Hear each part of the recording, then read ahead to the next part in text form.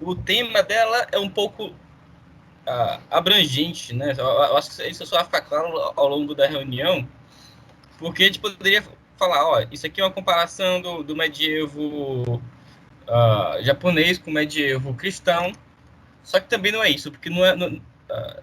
se eu enfocasse nisso, o que ia sobrar pra gente? Uma pura erudição barata que a gente não vai usar pra nada. Então o filme tem vários elementos do medievo japonês que são muito interessantes, a questão da casta do camponês, a casta do samurai, e a gente vai falar tudo disso mais ou menos indiretamente, enquanto a gente tenta trabalhar com algo que seja com um ponto fundamental. Ou seja, se você entender o que eu vou falar aqui na reunião hoje, você vai entender muito melhor o que é onde é que se encaixa a questão do camponês no medievo japonês e onde é que se encaixa o samurai no medievo japonês e o grande espectro que pode estar envolvido aí. Bom, para quem, se alguém está assistindo e não viu o filme, vai conseguir absorver alguma coisa, vai conseguir achar uma estrutura que possa ajudá-lo enquanto estiver assistindo o filme. E não se importem muito se perder alguma coisa no meio do enredo pelo que eu estou narrando, porque eu não vou estar fazendo uma síntese da história. O filme tem mais de 3 horas, apesar de não acontecer tanta coisa assim. A força está muito mais em cada acontecimento, né? Mas simplesmente segue. Se você puder assistir o filme antes, melhor. Dá uma pausa na reunião, assiste o filme. Não é muito difícil de achar pelo menos em torrent. Então vamos lá. Tentando fazer uma síntese bem rápida, alguns bandidos aparecem para uma vila de camponês.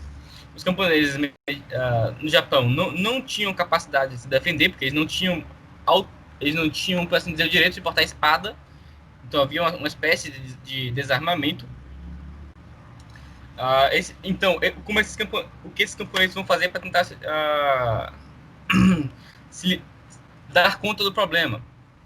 Eles vão, aconselhados pelo mais velho da vila, o sábio daquela vila, buscar contratar alguns samurais para protegê-los. Eles não têm muitas condições, então eles só poderiam procurar poucos. Eles só poderiam conseguir contratar alguns poucos samurais e pagando muito mal. Eles conseguem acabar contratando 7 samurais, e esses samurais vão se relacionar muito especialmente com aquela vila, cada um de um modo. Por fim, os samurais derrotam os bandidos.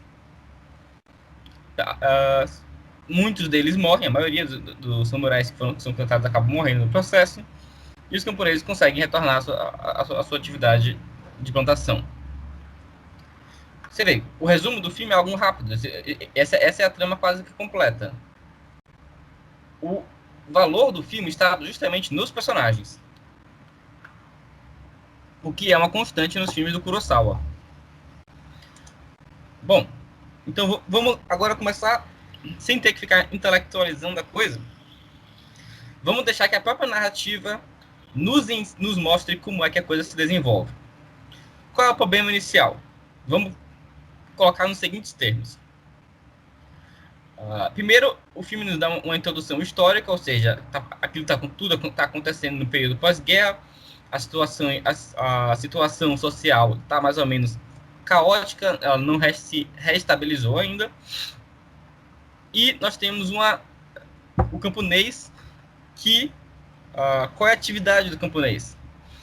É uma das atividades mais natural no sentido mais animais do homem. É algo que já diferencia o homem do animal, mas é uma das atividades mais animais dele. É apenas o trabalho para a sustentação do próprio corpo. E é isso que define o camponês. Não vai definir a pessoa de cada camponês, mas ele, enquanto camponês, é definido por isso. Ele faz uma atividade natural, que é a agricultura, para sustentar o seu próprio corpo. Essa atividade acaba sendo ameaçada pela presença de uma força uma força que é maior do que eles, já não é uma atividade tanto animal, porque ela possui um poder que é conquistado para si, inclusive, principalmente para o japonês, que via que para qual a espada era uma coisa civilizatória, quase espiritual, poderia ser um caminho espiritual. E essa atividade do homem é ameaçada por essa força que deseja usufruir de tal atividade gratuitamente, sem se esforçar por ela. Essa atividade é indefesa porque toda atividade humana, toda a atividade do campesinato se reduzir apenas a ela, se reduzir apenas em produzir para o próprio corpo, ela não tinha capacidade de defender aquele território.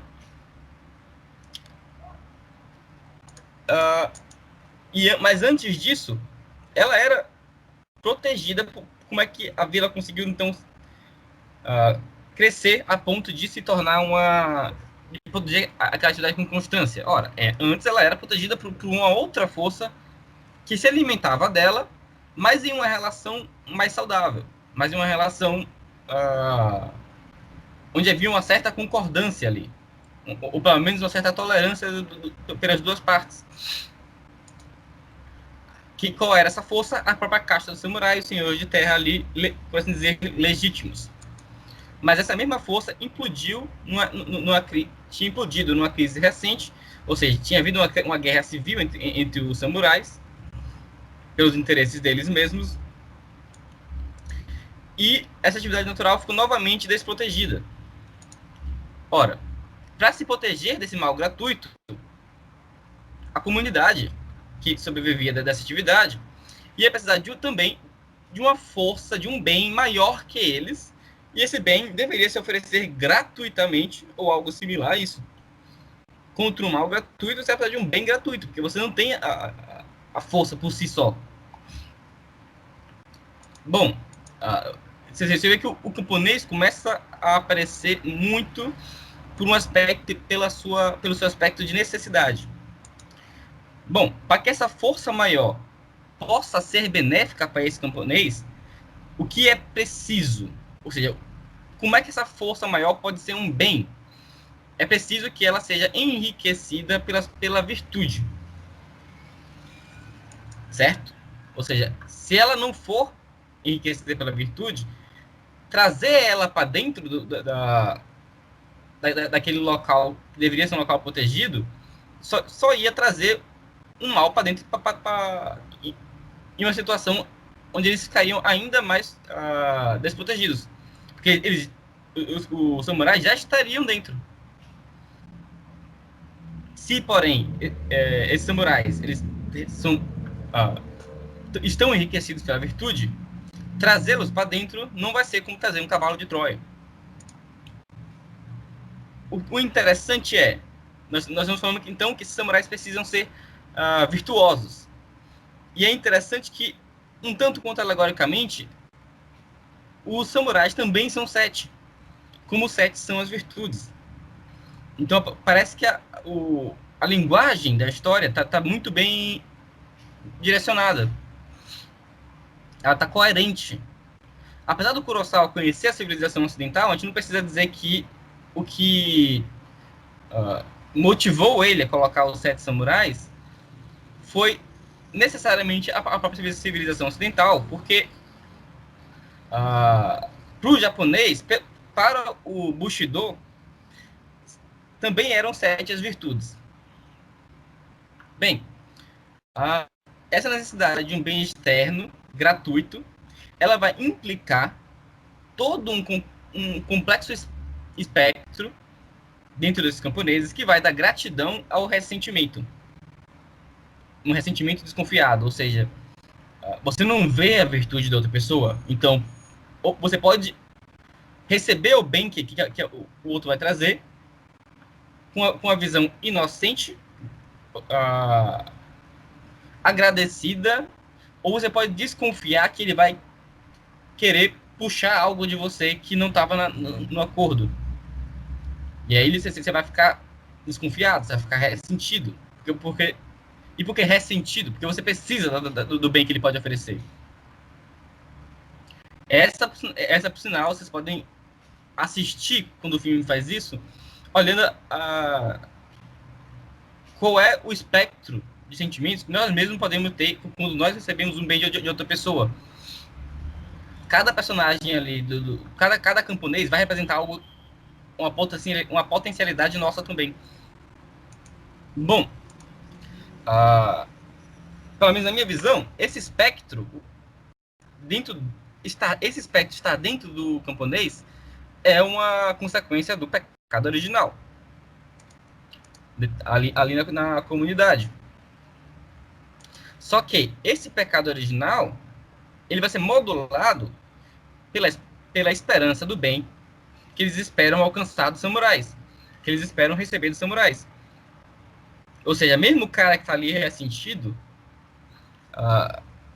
ele vai controlar aquilo, ele vai reter o sentimento do seu corpo, que o seu corpo queria para se proteger do mal que ele está desconfiando, ele vai reter isso para poder receber aquele bem, porque ele percebe que aquele bem vai ser maior de qualquer forma. Ou seja, a desconfiança vai ser neutralizada por essa percepção de que o bem que os samurais pode trazer é necessário, pelo menos ele vai ser é mais provável que ele seja positivo. Mas essa experiência de que é necessário os samurais, ela não é pura estimativa natural. Ela não é uma coisa que a pessoa percebe logicamente fácil. Deixa eu só fechar um pouco a janela aqui, para o barulho da rua não atrapalhar. Beleza. Sim. Como é que essa experiência vai chegar à comunidade? Pelo sábio. O que o sábio, nesse caso, o mais sábio da vila não é um cara necessariamente enriquecido da virtude da sabedoria. O que ele tem é estimativa. Uma estimativa que foi desenvolvida maximamente, vamos dizer assim, nas proporções daquela comunidade. Quando eu falo que ele tinha, que ele representa, que ele tinha uma experiência condensada, nós estamos dizendo que ele tem uma experiência que foi cristalizada na memória. Por isso ele é o ancião, por isso que nós temos uma reverência às pessoas mais velhas. Naturalmente nós temos essa reverência.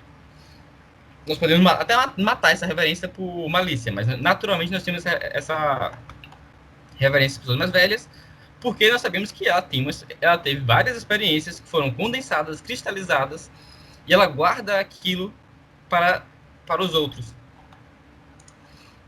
Bom, esse ancião, ele sabe, ou seja, o que significa dizer que ele tem estimativa? Ele sabe como o que aquela comunidade é capaz ou não. Estimativa é você olhar para um muro e você perceber, eu consigo pular isso aqui? Ah, não. Então, uma vez eu tentei, eu me quebrei. Uma vez eu tentei fazer algo parecido numa árvore e eu me quebrei. Você tem você conhece aonde você pode chegar e aonde você não consegue. O ancião, quando ele faz o cálculo para escolher os samurais, ele está fazendo isso. Ou seja, tem uns caras aqui que estão dizendo que querem nos roubar, que querem se duvidar, pilhar, que podem chegar a saquear as nossas casas, os nossos campos, podem estuprar nossas mulheres. E tem outros que, olha, eles muitas vezes são pessoas horríveis, mas dentro deles tem uns caras bons que dificilmente vão querer ficar com a gente. Mas, bom, é o possível. Já até aconteceu uma vez. Bom,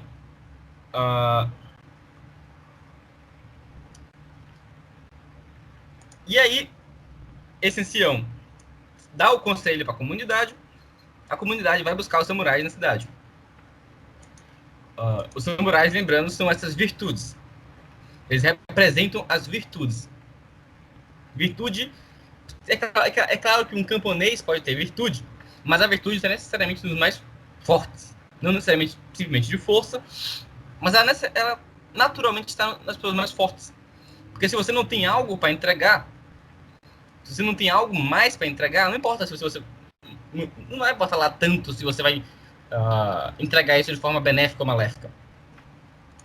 É como, por exemplo, uma criança que dá um murrinho no pai, ela nem, bem, primeiro, ela nem sabe direito o que ela está fazendo, então não dá para dizer que pecou. Mas aquele murrinho inicial nem faz mal, então a gente nem se importa. Se ela não batesse, não seria necessariamente uma virtude.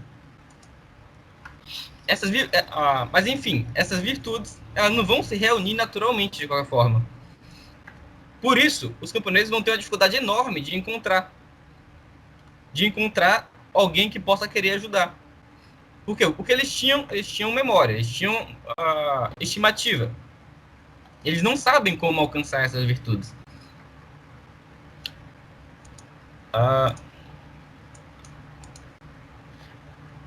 Lembrando, o camponês também é mais representado com uma alegoria, vamos dizer, de necessidade. A qualidade, não necessariamente positiva, que está definindo eles, pelo menos nessa situação. A necessidade, ela não possui um atrativo suficiente para reunir as virtudes e a força em grau necessário. Então, a necessidade, a gente pode também usar uma outra palavra, se nós quisermos pensar o camponês por um espectro mais positivo, a gente vai falar que eles estão ali sendo também como humildade. E o que a humildade vai fazer para conseguir reunir essas virtudes? Ela vai chamar a sabedoria. É a sabedoria que vai saber encontrar as forças em cada lugar, reconhecer e convocar. E por isso, os camponeses, depois de ter provado a sua humildade, através de jejum, para quem não assistiu o filme, os caras vão para a cidade, tem que comer uma comida horrível e muito pouco da comida, passar por humilhações. E então isso aí meio que está simbolizando um aspecto que nós também vivemos buscando a humildade, que é a mortificação do corpo. Depois de passar por isso, eles encontram um samurai que não estava inserido nas mesmas lutas que os outros. Ele era um ronin, ele tinha abandonado a vida de senhor, por assim mesmo. E esse cara vai se mostrar, vai estar destacado no filme por sua sabedoria. Isso aí vai ser mostrado ao longo de todo o filme. Depois vocês podem constatar. Estão conseguindo acompanhar até aqui? Tá dando para entender bem? Sim. Meu xará que assistiu o filme, tá conseguindo acompanhar?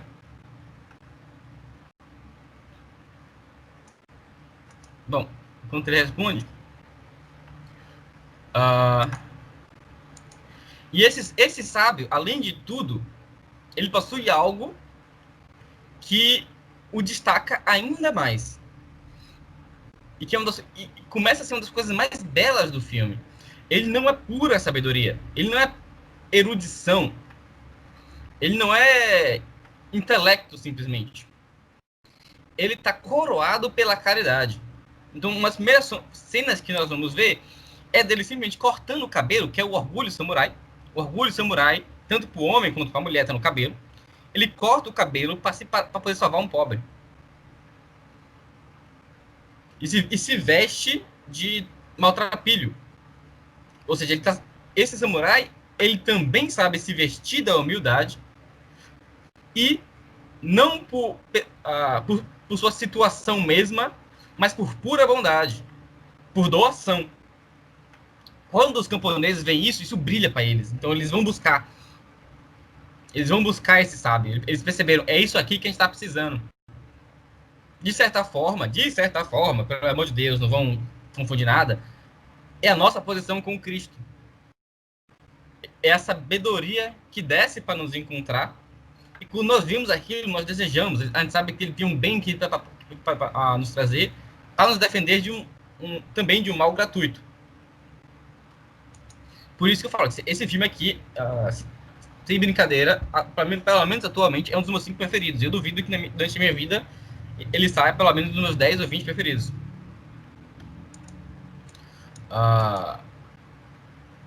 Bom, por fim, a sabedoria vai conseguir convocar as outras virtudes, ela vai atrair pelo seu exemplo e por sua luz própria essas outras virtudes, ou seja, quando cada um dos samurais percebe que esse brilho no sábio, ele vai desejar estar com ele, meio que para se contaminar daquilo, para se contaminar daquela bondade que eles só tinham em parcela. Esse sábio também vai... O que esses samurais vão ver também é que esse sábio, ele parece viver em outro mundo. Então, só com a convivência com ele, a amizade com ele, parece uma forma de estar mais perto deste outro reino que ele vive, que é mais pleno.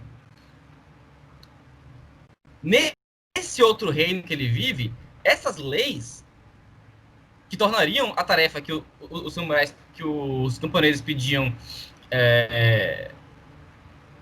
seria algo absurdo, ou seja, você vai arriscar a sua vida para não ganhar quase nada. Na verdade, eles só iam comer... A única coisa que eles iam ganhar é a alimentação enquanto eles estavam lá, arroz. E para qualquer outro samurai, isso seria absurdo. Por quê? As leis que regiam o interesse dos samurais era a fama, era a ganância, era a luxúria. Só que no reino do sábio, isso não faz sentido. E é isso que esses samurais querem. E o último desses samurais, que vai ter um interesse, ele vai estar meio parecendo estar em oposição ao sábio. Para mim, esse samurai é o mais notável. Provavelmente meu xará já sabe qual é. Eu vou dar uma pescada no nome dele, porque às vezes eu confundo. É o Kikuchiyo. Esse para mim é o personagem mais interessante do filme. E eu vou tentar explicar aqui um pouquinho por quê. Primeiro, esse personagem ele é carregado de sinais que parecem limítrofes. Às vezes, entre o homem e o animal, por causa dos trejeitos dele, ele tem uns trejeitos meio grosseiros, ele está sempre se coçando, ele fala meio parece que tá latindo, tá grunhindo, ou ele fala de forma espontaneamente bruta, parece que a gente pula dele, parece que não é linguagem simplesmente humana. E às vezes também ele parece estar quase falando. Ou seja, ele tá olhando a outra pessoa como se tentasse se comunicar, mas ele não sai. E aí... Peraí, um momento. Então, e por outro lado, se esses jeitos dele, que a atuação inclusive é maravilhosa, se esses jeitos dele parecem limites entre o homem e o animal, ele também é algo entre o camponês e o samurai. Porque a gente vai descobrindo ao longo do filme que ele nasceu camponês, ou seja, teoricamente ele nunca poderia passar para samurai, mas ele consegue, graças a como a situação está caótica, eles simplesmente pegam uma espada e ninguém discute. E ele pega por quê? Porque ele ama aquilo, ele sente uma atração, ele deseja a virtude, ele busca. Então ele se torna samurai pelo desejo. E o que vai ser interessante é que o único discurso claro desse personagem é o que vai estar é o que vai expressar justamente essa situação de limite dele. Ou seja, é quando ele vai olhar a posição dos samurais na vila em que eles estão defendendo e a posição dos camponeses, ele vai conseguir entender as duas e acusar os dois lados pelo seu erro. Ele é o único que entende os dois lados. E é por isso que ele, inclusive, que ele vai atrás que ele vai se juntar a esses samurais na defesa. Por quê? Porque ele ama aquilo que o sábio está trazendo em si.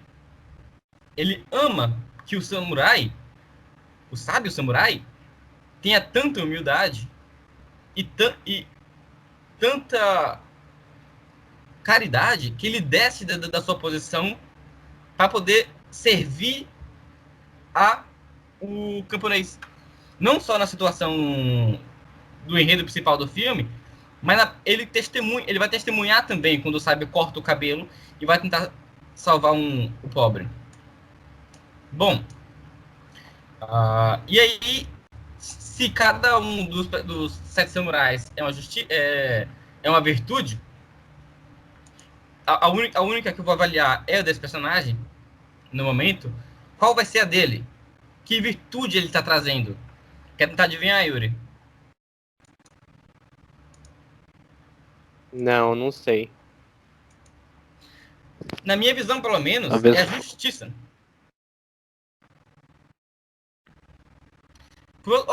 Claro, você vai ver coragem nele também.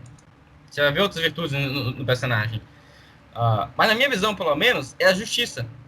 Justamente por essa capacidade de ver os dois lados. De perceber que tá tendo um descompasso na relação.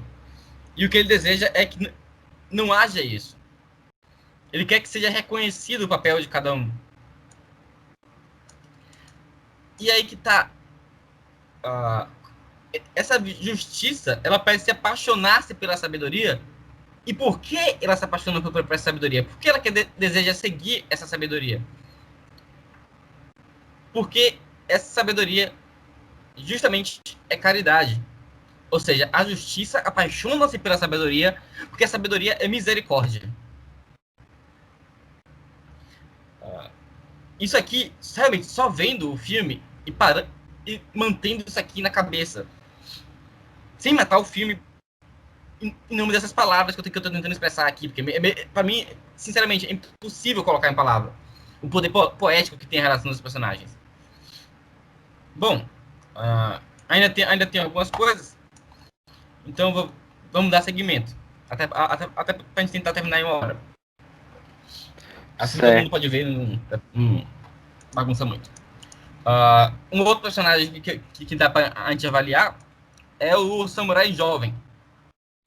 Ele não faz parte dos 7 samurais, ele tá simplesmente viu a sabedoria e quer segui-la, mas ele não tem a capacidade ainda de estar comprometido na luta. Então, ele meio, durante todo o filme, ele meio que vai ser um ajudante ali.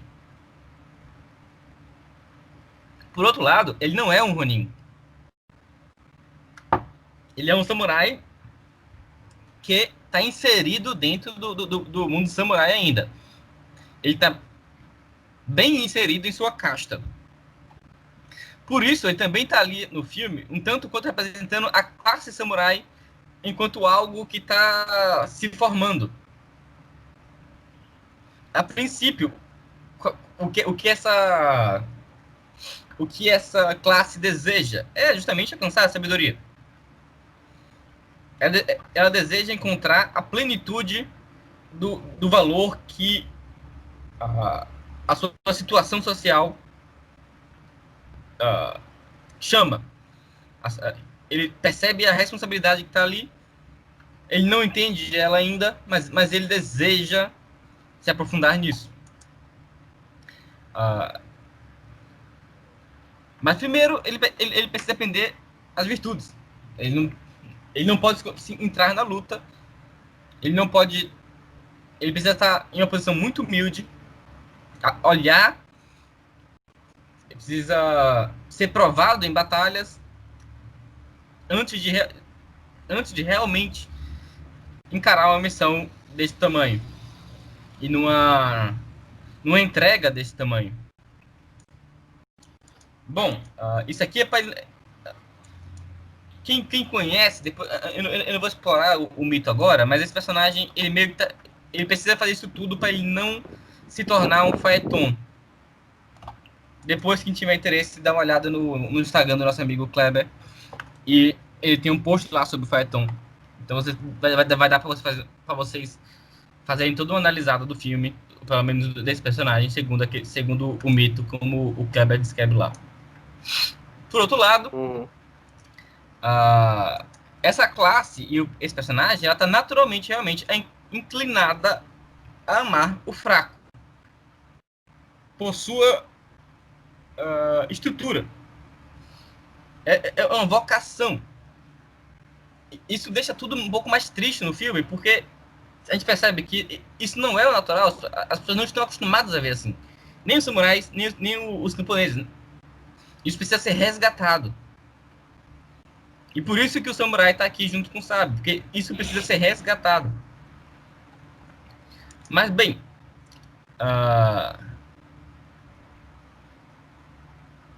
e isso vai ser representado no filme também da seguinte forma. Esse samurai fraco, ele vai encontrar uma camponesa e vai se apaixonar por ela.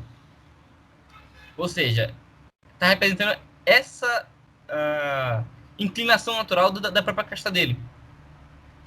Mas esse samurai, apaixonando-se por ela e estabelecendo uma espécie de relação, enquanto durante a missão, ou seja, enquanto a camponesa é necessidade e o samurai está ali, bem, com uma imagem pelo menos de força, a relação está com um problema intrínseco aí. Porque essa força que se entrega, caridosamente, ela não pode esperar o amor em troca. Porque esse amor entregue à necessidade vai ser ilusório.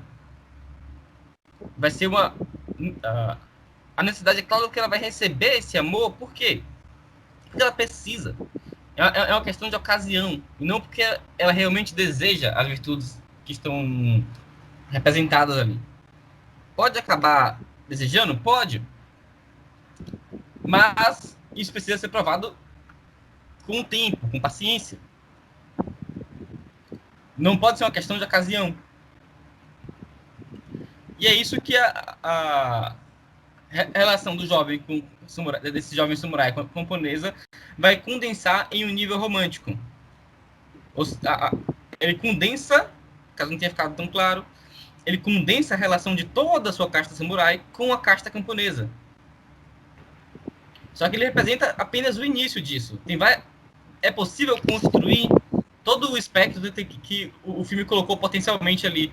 Ou seja, o que é que acontece quando essa casta samurai percebe que o amor da camponesa, o amor da casta camponesa era apenas de ocasião. Ele fica ressentido.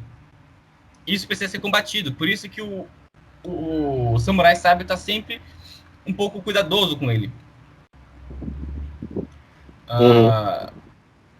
E aqui, finalizando o caminho que o filme vai fazendo, nós vamos ter na última cena o seguinte quadro. Os samurais entram, parece que ele está na mesma perspectiva que o público, a câmera fica estática, contemplando os túmulos dos samurais mortos. Bom, a gente está escutando de fora a música alegre dos camponeses. A cena é trágica, né? Porque a gente, durante toda a batalha, a gente viu aqueles samurais morrerem, então aqueles túmulos estão representando todos esses valores também. Então a gente não espera que deveria haver uma canção feliz ali dos camponeses. A gente até entende o lado deles, mas parece estar algo destoando.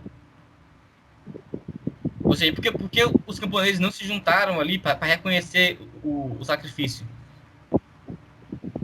E isso dá continuidade ao problema que foi representado pelo jovem samurai. E, bom, então, nessa mesma cena, o jovem samurai, ele olha a amante, a ex-amante dele, pelo menos, passar por ele, sem lhe dar atenção, e ela vai se unir ao canto feliz dos camponeses e aos trabalhos do campo. Ou seja, ela já não tem mais interesse nenhum nele, ele não tem mais nada a oferecer. Até porque se ele quisesse ficar com ela, isso é uma questão da estrutura da sociedade japonesa do medievo. Se ele quisesse ficar com ela, ele teria que abandonar a sua condição de samurai. De possível futuro senhor de terra. Ou de vassalo importante, etc. Havia pureza nas classes. Então ela meio que percebe isso. Ele também percebia, por isso algumas vezes ele ficava constrangido. Mas, de qualquer forma, isso revela um pouco como os camponeses estavam por assim dizer, mal agradecidos. Eles não voltam a olhar do samurai depois que eles receberam bem. Eles apenas estão felizes por estar voltando a segurança e poder realizar os seus trabalhos. Não que não tenham dignidade, mas os seus trabalhos baixos. Menos dignos, de certa forma. Bem, e aí o sábio, ele faz um esforço, ele pondera toda a jornada que eles passaram, como ela foi recebida, como o sacrifício foi reconhecido ou não. E a princípio ele parece se lamentar. Ou seja, ele diz: perdemos a batalha. Feitas as contas, perdemos a batalha. Perdemos 4 samurais que não receberam a glória que lhes era devida, talvez. Parece que perdemos. Mas ele para um segundo e acaba se consertando. Ele vai e diz: não é bem isso. A vitória é dos camponeses, não é nossa. E aí que abre a música tema do filme. E a música tema, ela possui uma certa nobreza, só que, se a gente escutar bem, ela é uma nobreza abnegada. E quanto mais você percebe que ela é abnegada, que ela tem um valor que não está chamando para si, mais gloriosa ela parece. Ou seja, nesse sacrifício todo, mesmo quando percebe que não há um amor de volta, não há um ressentimento. Porque aquele mal que foi combatido no início não é para a glória do bem, mas é para a glória do fraco, segundo as suas condições, segundo as suas potencialidades. O bem, ele já possuía em si a sua subsistência, o meio de subsistência. Então, todo aquele espectro da necessidade, do fraco, ele comportou um ressentimento ao longo de toda a livre doação daquelas virtudes. E, por fim, essa necessidade, ela não extinguiu nem exaltou a dimensão da gratidão, ou seja, ela permanece mais ou menos a mesma. Ela só conseguiu ser preservada. E aí, contemplando sobre isso, a sabedoria, ela foi tentada a também ressentir-se. Por um segundo, ela parece fraquejar. E a sabedoria que veio ao mundo, ela também passou por isso. No Jardim das Oliveiras, por um segundo, ela parecia fraquejar. Mas isso é tão somente para arrematar com essa percepção de que a doação, ela se justifica. E não fica mais remorso nenhum.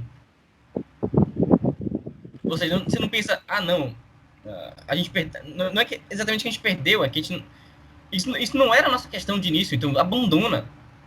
O fato é, a vitória é dos camponeses, eles venceram. E é isso que a gente queria. E aí essa é a minha visão no filme dos Sete Samurais. Eu acho que não é necessário nem explicitar aqui por que eu acho que ela é... Porque eu trouxe esse filme simplesmente porque dá pra ver a riqueza que esse filme tem para um católico. Uhum. É uma riqueza simbólica e de... Se você vê o filme esteticamente também, vai te impactar muito. E esse filme também tem um sentido para estar aqui na nossa análise sobre nossa maratona sobre período medieval. E é o seguinte, primeiro, esse aqui é um filme enorme, ele tem uma enorme maturidade humana. Então não importa, em certa medida, eu cheguei a comentar isso no filme sobre A Paixão de Joana d'Arc, e eu vou repetir aqui, porque eu acho que aqui o aspecto humano está ainda mais ressaltado. Que é, na medida em que você compreende melhor a dimensão que o espírito humano pode chegar, você se torna mais capaz de compreender momentos históricos, que você se torna mais capaz de compreender a dimensão dos personagens históricos que estavam envolvidos. Quando você assistiu Os Sete Samurais, é isso que vocês vão perceber. Olha, caramba, tem todos os heróis que podiam estar naquela época. Porque meu professor de história, é claro que ele reduziu aquela época, porque ele reduziu para o que ele era capaz de perceber. Então, se Muito bom. duvidar, é melhor vocês começarem a assistir todos os filmes recomendados na maratona pelos Sete Samurais. Vai enriquecer muito, muito mais todos os outros filmes que vocês vão assistir. Você vai fazer o comentário, Yuri? Cara, não tenho como fazer nenhum comentário. A apresentação acho que foi brilhante. Ela demonstrou ali todos os pontos fundamentais, tanto do filme quanto necessários para a percepção da própria sociedade medieval, etc. Né? A relação com as virtudes também foram muito boas, muito interessantes, porque dá um outro sentido também, além de ficar só em interpretação histórica, sociológica, muito aquela coisa de questão de Enem também, né? Mas Claro. dá um sentido diferenciado também. E a gente até Mas começou por ela, de certa forma, né? Com sim, a gente fez uma análise mais ou menos sociológica em Macbeth. E talvez em outra também, mas... mas se a gente parasse de fazer isso aí, ia ser... Pô, você consegue encontrar essas coisas na internet fácil. É um pouco mais difícil buscar o valor realmente das coisas. Não algo que possa ser controlado e expresso tão facilmente pela cabeça. Mas foi mal, te interrompi. exatamente. Exatamente. Não, é só isso mesmo. Você tem tá certo e eu achei muito boa a reunião. O pessoal vai compreender direitinho. Eu confesso que eu não me lembro nem a trajetória que a gente fez. Esses foram 7 filmes, se não me engano, não foi? Foram 7 ou 8. Com esse aqui, talvez sejam 8. Coisa medieval, mas foi uma ótima conclusão da série como um todo, né? Uhum. Não, eu sou suspeito pra falar porque eu sou apaixonado pelo Kurosawa, né? Depois que eu retomei pra conhecê-lo melhor, nem sei se isso precisava estar na gravação, mas deixa lá. A gente é íntimo de todo mundo. Mas depois que eu retornei pra ver o Kurosawa melhor, eu não só descobri um valor enorme ali, humano, como eu acabei criando uma relação de amizade, sabe? É difícil que tem alguns espíritos que você conhece que você cria uma relação de amizade muito fácil. E é profunda.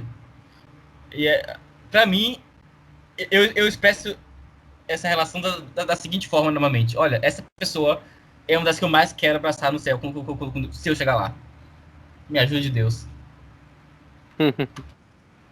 Eu acho que eu diria o quê? Olha, das pessoas, sem contar as que estão vivas, né? Agora, eu pelo menos parando pra pensar agora, talvez tenha algum aqui que eu acabe esquecendo. Mas tem duas pessoas que eu quero maximamente chegar no céu e dar um abraço. Que é Sócrates e Kurosawa agora. Mas é isso. Entendi. Vamos fechar com a oração? Pode conduzir?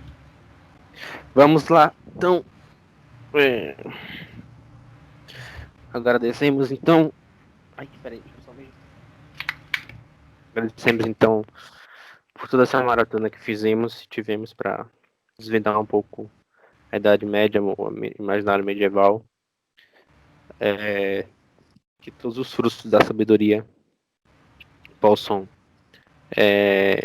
se encarnar na nossa personalidade, no nosso saber, e que oriente a nossa vida para uma vida mais reta, mais digna, mais sincera diante de Deus. Pai nosso que estás nos céus, santificado seja o vosso nome, venha a nós o vosso reino, seja feita a vossa vontade, assim na terra como nos céus. O pão nosso de cada dia nos dai hoje, perdoai-nos nossos ofensas, assim como nós perdoamos a quem nos tem ofendido. Não nos deixeis cair em tentação, mas livrai-nos do mal. Amém. Ave Maria, cheia de graça, o Senhor é convosco. Bendito sois vós entre as mulheres, e bendito é o fruto do vosso ventre, Jesus. Santa Maria, Mãe de Deus, rogai por nós, pecadores, agora e na hora de nossa morte. Amém. Santo anjo do Senhor, nos guardador, se a ti nos confiou a piedade divina, sempre nos rege, nos guarde, nos governe, nos ilumine. Amém. Amém. Valeu aí por tá com a gente nessa reunião também. Agradeço ao Matheus, que também estava com a gente no início, infelizmente teve que sair.